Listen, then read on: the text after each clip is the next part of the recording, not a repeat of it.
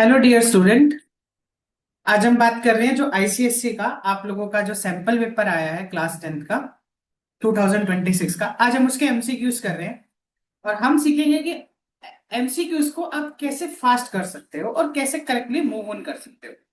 देखो बेटा, जब आप बात करते हैं हम इसके बारे में, एमसीक्यूज के बारे में, तो आप देखो पहला एमसीक्यूज क्या कहता है कि अगर x minus two x plus two are the factors of this, आपको फाइंड करना है थर्ड फैक्टर क्या होगा। क्यूबिक है बेटा, तीन फैक्टर तो होते ही होते हैं। तो हम क्या करेंगे, इन दोनों को मल्टीप्लाई करेंगे। अगर ये दो फैक्टर है तो इनका प्रोडक्ट भी फैक्टर होगा। जब आप इन दोनों को मल्टीप्लाई करोगे x minus two into x plus to को, तो आपका जो सॉल्यूशन आएगा वो आएगा x square minus four, right. अब एक्स स्क्वायर माइनस फोर से आप इस पॉलिनोमियल को डिवाइड कर दो। जो भी डिवाइड करोगे ऊपर आपका नंबर जो आएगा क्वेश्चन, वही आपका क्या हो जाएगा, थर्ड फैक्टर हो जाएगा। क्योंकि क्यूबिक के थ्री फैक्टर्स होते हैं। तो जब आप ध्यान से देखोगे, अब आप इसको किससे मल्टीप्लाई करोगे, एक्स से, ताकि एक्स क्यूब बन जाए। माइनस फोर है, मल्टीप्लाई करोगे तो ये बनेगा माइनस का फोर एक्स। साइन चेंज करेंगे, माइनस प्लस बेटा ये कैंसल होकर के ये भी कैंसिल हो जाएगा, तो ऊपर से क्या आएगा, x square minus four. Got it. फिर आप प्लस वन से करोगे तो आपका रिमाइंडर क्या आ जाएगा, जीरो हो जाएगा, क्योंकि सेम हो जाएगा। तो आपको पता चल गया कि नेक्स्ट फैक्टर क्या होगा, एक्स प्लस वन इसका फैक्टर होगा। आई होप आपको क्लियर होगा। दोबारा से रिपीट करते हैं। आपने क्या करा, दोनों को मल्टीप्लाई करा। मल्टीप्लाई करने के बाद जो आपका ये यहाँ पे डिवाइजर आया उससे आपने डिवाइड किया। जो आपका क्वेश्चन होगा वो आपका थर्ड फैक्टर। ठीक है बेटा। नेक्स्ट मूव ऑन करते हैं। देखो, अगर आप नेक्स्ट पे मूव चलते हो, नेक्स्ट क्वेश्चन आपसे क्या कहता है। नेक्स्ट क्वेश्चन कहता है कि आपके सामने एक फिगर गिवन है। इस फिगर के अंदर अगर आप थोड़ा सा ध्यान से देखो, इस फिगर के अंदर आपसे कहते हैं कि अगर एसी जो है वो डायामीटर है, ये 3 सेंटीमीटर है, ये 4 सेंटीमीटर, आपको शेडेड रीजन निकालना है। और एरिया ऑफ ट्रायंगल एपीक्यू आपको कितना दे रखा है, 18 सेंटीमीटर स्क्वायर दे रखा है। एपीक्यू का 18 सेंटीमीटर स्क्वायर दे रखा है। ठीक है बेटा। ए पी क्यू का दे रखा है, आपको एरिया ऑफ शेडेड रीजन निकालना है क्यू बी सी। अब आपको समझ आ रहा होगा कि सर अगर हम पूरे में से, पूरे ट्रायंगल में से अगर इस ट्रायंगल का माइनस कर दे तो एरिया ऑफ शेडेड रीजन आ जाएगा। तो बट इसका बेस तो आपको गिवन है, हाइट गिवन नहीं है। तो अगर आप इस ट्रायंगल की बात करो तो इस ट्रायंगल का एरिया होता है half into base into height. यहाँ पे बेस पी क्यू है, हाइट थ्री है। किसके बराबर है, 18 के बराबर। अगर आप यहाँ से कट करोगे बेटा, थ्री को नीचे लाओगे और टू को मल्टीप्लाई करोगे, तो ये 18 into two divided by three हो जाएगा। Three six 18, that will be equal to 12 आया। तो आपके पास पी क्यू कितना आ गया, 12 आ गया। जब आपके पास बेटा पी क्यू 12 आ गया तो पाइथागोरस से ए क्यू आ जाएगा, क्योंकि 90 डिग्री है। तो अगर आप ए क्यू की निकालने जाओगे तो that will be equal to 12 का स्क्वायर प्लस 9 का स्क्वायर, 3 का स्क्वायर। 12 का स्क्वायर होता है बेटा 144, और 3 का स्क्वायर होता है आपका 9, that will be equal to कितना आएगा, रूट ऑफ 153 आ गया, सॉरी 153। ठीक है बेटा। अब ये क्या होगा, यहां से आपका 3 6 12 इतना है, half into base into height. हाँ बिल्कुल ठीक है, 6 पे करोगे 12 और 12 का स्क्वायर करोगे बेस आएगा 144, 3 का स्क्वायर करोगे 9, तो आपका हाइपोटेनस आ गया रूट 150। तो आपके पास ए क्यू आ गया। अब यहां से आपके पास ए क्यू की वैल्यू तो आ गई है, मतलब अब उसने बोला एसी डायामीटर है, एसी इज द डायामीटर है। और आपको क्या गिवन है, आपको यहां तक एपी क्यूब दे दिया और आपको एरिया ऑफ शेडेड रीजन पूछा है क्यू बी ओ सी। ठीक है। और क्या कर सकते हैं हम, आपके पास पूरे ट्रायंगल का एरिया निकालते हैं। पूरे ट्रायंगल का निकालने के लिए half into base into height फिर से लगाना पड़ेगा। ये आपका ए क्यू हो गया।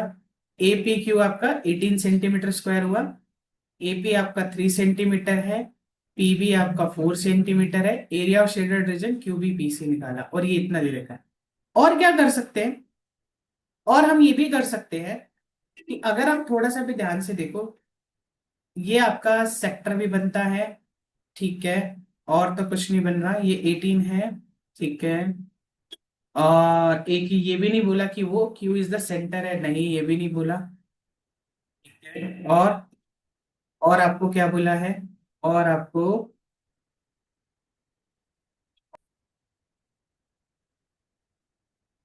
हाँ जी बेटा, जैसे भी हमने किया, जैसे भी हम कर रहे थे उसी तरीके से प्रोसीड करते हैं। जो यहाँ पे आपका PQ निकलेगा, वैसे तो अभी देखा जाए तो कोई साइड नहीं गिवन है, हम इसको दूसरे मेथड से ट्राई करते हैं। अगर हम इसमें सिमिलरिटी लगाते हैं तो देखो ये 90 है तो ये 90 है ही, और एंगल ए जो है, एंगल एक कॉमन है, तो हम यहां से ये बोल सकते हैं जो ट्रायंगल एपीक्यू है वो कहीं ना कहीं सिमिलर है ट्रायंगल एबीसी के। गॉट इट माय पॉइंट बेटा? जब वो इसके सिमिलर है तो आप क्या देखोगे, इसका मतलब आप जानते हो कि जो एरिया ऑफ ट्रायंगल होता है एपीक्यू अपॉन एरिया ऑफ जो ट्रायंगल होता है एबीसी, जब दो ट्रायंगल आपस में सिमिलर होते हैं तो उनके करस्पॉन्डिंग साइड के स्क्वायर के बराबर होता है रेशियो। तो हम यहां से ये लिख सकते हैं एपी का स्क्वायर अपॉन एबी का स्क्वायर। तो अगर आप थोड़ा सा ध्यान से समझोगे, यहां से ए बी की जो वैल्यू है वो 3 है, और यहां से 3 + 4 7 का स्क्वायर है। तो ये कितना निकला, और एपी क्यू तो आपको दिया ही था 18 दिया था, तो 18 upon area of triangle A B C is equal to 9/49 आ जाएगा। तो यहां से जब आप क्रॉस मल्टीप्लाई करोगे, area of triangle A B C निकालने जाओगे बेटा, तो वो यहां से क्या आ जाएगा, 18 इंटू 49 डिवाइडेड बाई 9, 9 टू जा 18, तो ये हो जाएगा 98। तो 98 सेंटीमीटर स्क्वायर किसका आया, पूरे ट्रायंगल का आया। और 98 में से अगर आप इसका माइनस करोगे 18, तो आपका 80 आंसर आ जाएगा। दोबारा से बताता हूँ बेटा, शेडेड रीजन के एरिया निकालने के लिए मैंने सिमिलरिटी से करा। पहले मुझे लगा ये बेसिक कॉन्सेप्ट है पाइथागोरस का, बट नहीं है वहां से, क्योंकि साइड और कोई नहीं दे रखी बेस वेस। तो फिर आपने सिमिलरिटी का कॉन्सेप्ट लगाया। जब दो ट्रायंगल आपस में सिमिलर हो जाते हैं तो उनका जो एरिया होता है उनकी करस्पॉन्डिंग साइड के स्क्वायर के बराबर होता है। आई थिंक आपको क्लियर हुआ होगा इतना। आगे बढ़ते हैं बेटा, नेक्स्ट क्वेश्चन। नेक्स्ट क्वेश्चन क्या कहता है, Radha deposit 4,000 rupees per month, sorry 400 per month in a recurring deposit 18 months के लिए बने। The qualifying sum of money for the calculator of interest. Qualifying money पूछी गई है उसने आपसे। देखो राधा ने 4,000 पर मंथ किया, जिसमें रिकरिंग डिपॉजिट उसने किया 18 मंथ्स के लिए, और क्वालिफाइंग सम ऑफ मनी, बेटा इसका ना आपकी बुक में एक फॉर्मूला दे रखा है। जो क्वालिफाइंग सम होता है उसका एक फॉर्मूला होता है P इंटू n+1/2। तो आपके पास प्रिंसिपल दे रखा है 400, कितने मंथ्स के लिए किया आपने, 18 मंथ्स के लिए किया। 18 + 1 19, 19/2 हो जाएगा, यहाँ पे कट कर दो, और जब आप इस सबको मल्टीप्लाई करोगे तो आपका 68,400 आ जाए।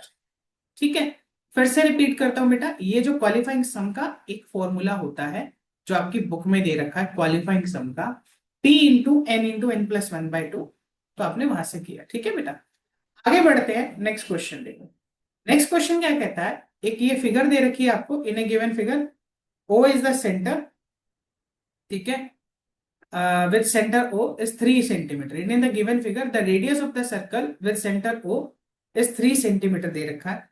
P and PB और दो टेंजेंट्स दे रखे हैं, ठीक है जी, are right angle to each other, ठीक है जी। द लेंथ ऑफ OP पूछी गई है आपसे, मतलब इसकी पूछी गई है, OP पूछा गया बेटा। अगर हम इसको ज्वाइन भी कर दें, तो अगर आप ध्यान से देखोगे हमें क्या दी है, OP दे रखी है, P और P भी टेंजेंट है, और OA आपके पास सर्कल का रेडियस 3 है, तो इसका मतलब ये भी 3 है, ये भी 3 है, सीधी सी बात होगी। और आपको पता है ये और ये भी आपस में इक्वल होते ही हैं, अंडरस्टूड है बेटा? ये आपको पता है कि ये भी इसमें इक्वल होते हैं। अच्छा देखो, ये 90 है, रेडियस के साथ टेंजेंट क्या बनता है आपका, हमेशा कैसा बनता है, 90 डिग्री देता है रेडियस के साथ। तो देखा जाए तो पूरा का पूरा कहीं ना कहीं सारे एंगल 90 हैं, ठीक है। ये साइड इस साइड के बराबर है, ये ऑलरेडी है, तो सारी साइड बराबर, तो स्क्वायर है। स्क्वायर है तो इसका मतलब 3 है, तो पाइथागोरस लगा दोगे तो ये वाली जो साइड आएगी, √3 का स्क्वायर 9, 3 का square 9, that will be equal to √18। √18 को अगर आप टाइम फैक्टराइजेशन से बाहर निकालोगे तो that will be equal to कितना आ जाएगा, 3 × 3 × 2, दैट इज 3√2 बन जाएगा। ठीक है, ऑप्शन में भी हमारे पास है, that will be equal to 3√2 centimetre. ठीक है बेटा, सिंपल है। आगे बढ़ते हैं, नेक्स्ट देखो। नेक्स्ट कहता है कि sec theta plus tan theta is equal to a, और sec theta minus tan theta is equal to b, then a b is equal to this. आप यूज कर सकते हो इन दोनों को, अगर आप मल्टीप्लाई करोगे तो ये बनेगा sec square theta minus ten square theta. दोबारा रिपीट कर रहा हूं बेटा, a + b माइनस बी से, ये a है ये b है, तो ये ए बी बन जाएगा। इन दोनों इक्वेशन को मल्टीप्लाई करा आपने, इसका इसके साथ, इसका है, और sec square theta minus ten square theta 1 होता है आइडेंटिटी से, तो ये कह रहा है, तो इसका रिलेशन ठीक है।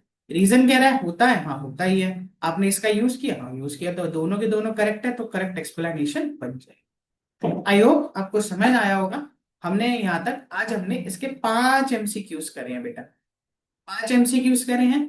एक और देख लेते हैं एमसीक्यूज, बाकी 7th पार्ट से हम आगे की तरफ बढ़ेंगे। The total volume of hemisphere is equal to the volume of the original sphere. कह रहा है एक सॉलिड स्फीयर को कट करके आपने 2 आइडेंटिकल हेमिस्फीयर बना दिए, the total volume of 2 hemisphere is equal to इतना। हाँ ऑब्वियस सी बात है, आपके पास एक स्फीयर को आपने 2 कट करके कर दिए तो ऑब्वियस सी बात है, ये तो सही है, सेम रहेगा। The total area of the 2 hemisphere together is equal to the surface area. नहीं बेटा ये नहीं होगा, क्योंकि हेमिस्फीयर में ना जब आप सरफेस एरिया निकालते हो तो ये 2 पाई r² प्लस पाई r² मिलकर 3 पाई r² हो जाएगा। तो ऐसे अगर आप 2 बार लोगे तो वो 6 पाई r² हो जाएगा, जबकि पूरे स्फीयर का 4 पाई r² होता है, तो ये गलत हो जाएगा। तो A is true, R is false हो जाएगा। ठीक है, आई होप आपको 6 तक समझ आए होंगे बेटा। इन्हीं को देखो समझो, नेक्स्ट मिलेंगे 7th पार्ट से हम आगे कंटिन्यूएशन करें। ठीक है बेटा, ओके जी, बाय बाय।